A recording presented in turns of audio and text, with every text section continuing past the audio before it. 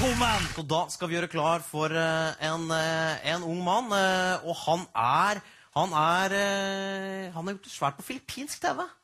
Og det i seg selv føler jeg såpass oppsiktsvekkende at han må prøve. Han har norsk far og filippinsk mor, og vet du hva, det føler jeg får være nok trivia om han fyren. Jeg tror han gleder seg til å komme hit. Han driver med en blanding av poesi, rap og humor.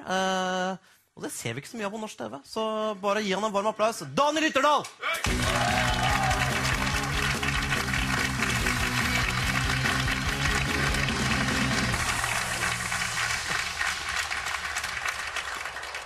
God kveld, god kveld.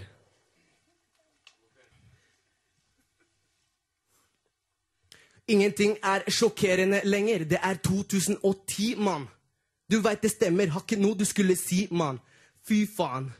Fy faen. Fy faen. Husker jeg var liten og ville bli politi, mann. Svart hår, men best i klassen til å gå på ski, mann. Fy faen. Fy faen. Fy faen.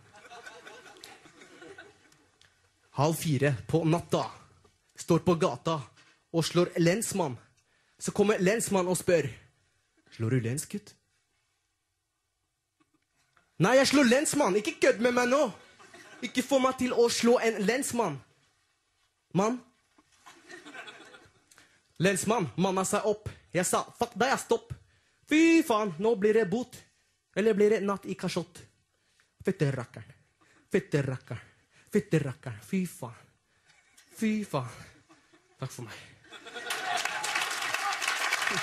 Sara Rabin Osmundsen, Daniel Ytterdal, Taro Vesterkuppe, Vidar Haddelkamp, Kristoffer Schjelderup, Dag Sørås selvfølgelig, og tusen takk også til Bjørn Rønning.